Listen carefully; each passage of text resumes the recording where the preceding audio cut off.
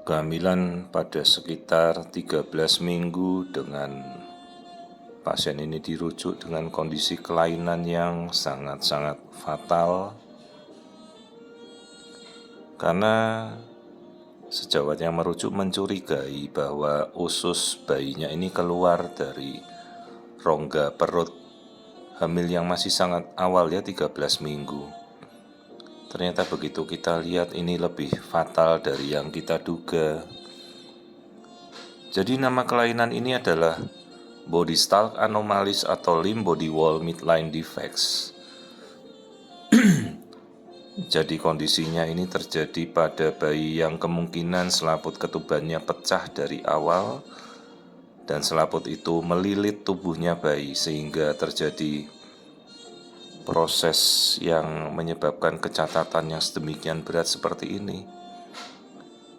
Itu bagian kepala, kemudian kita bisa lihat lengan, tangan. Dari arah dada ke atas artinya kepala normal, tapi dari dada ke bawah kelainannya fatal. Jadi seluruh rongga perut, jantung, usus, liver semuanya berada di luar tubuh. Juga tulangnya jadi seperti patah ya, skoliosis yang sangat berat, seperti bisa tertekuk 90 derajat begitu. Ya, jadi ini adalah kasus body stalk anomali dengan kondisi kelainan yang sangat fatal. Jadi seolah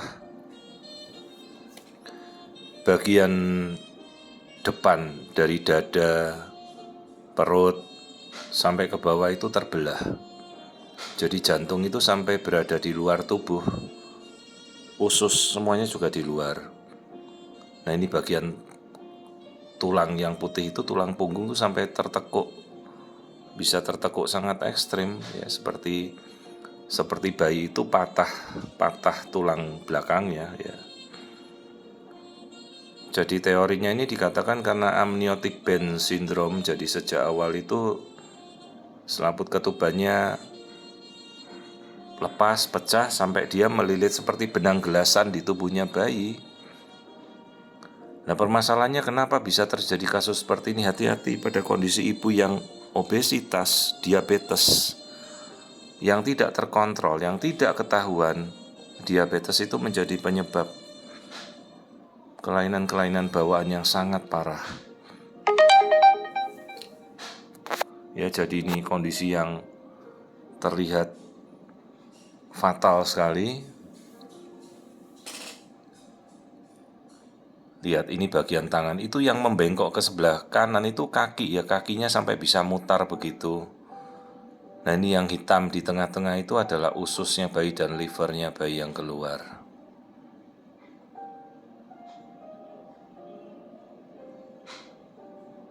Ya kita edukasi orang tuanya setelah mereka jelas ya prognosisnya sangat buruk. Sejauh dalam kandungan bayi ini akan tetap bertahan ya, dalam kondisi seperti ini bayinya luar biasa kuat. Bayangkan saja dengan kondisi kelainan seperti ini aja dia masih bisa hidup ya. Padahal awalnya itu sudah seperti diiris-iris oleh selaput ketuban yang lepas itu ya, seperti bayangkan diiris dengan benang-benang gelasan di tubuh kita. Padahal kan tubuh bayi itu masih sangat halus ya, masih tulang-tulang yang lunak. Hanya kalau begitu ini nanti bayi lahir ya dia tidak bisa hidup. Ya, jadi ini suatu kondisi yang kita namakan body stalk anomaly atau limb body wall midline defects. Jadi kondisi isi perutnya, isi rongga dadanya semuanya keluar dari tubuh. Bahkan kaki itu sampai bisa tertekuk, tulang punggungnya sampai bisa terpuntir 90 derajat begitu. Ya, body stalk anomali ini bisa kita temukan gambarannya pada, ya kita cari di Google banyak sekali fotonya. Hanya kalau di TikTok kan tidak mungkin kita upload karena itu bisa langsung di ban ya. Jadi banyak sekali kasus di mana ibu-ibu diabetes tak terkontrol. Hati-hati dalam kehamilan. Semua harus sudah terencana, pengendalian kadar gula itu harus benar-benar dilakukan.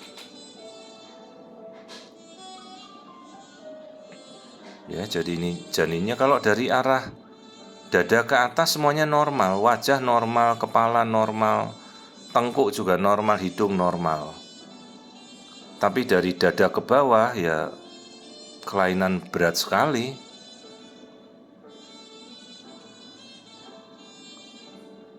Untuk lahiran normal jika sampai bayi ini besar kan jelas tidak mungkin ya, karena posisinya bisa ketekuk sana sini nih postur bayinya. Jadi ya kalau sampai ibunya, orang tuanya menghendaki sampai ditunggu sampai lahiran ya pasti lahirnya sesar. Hanya kan kasihan sekali ya kalau sampai harus sesar dengan kondisi yang bayinya cacat berat seperti ini ya. Tuh lihat tangannya, wajahnya semuanya normal.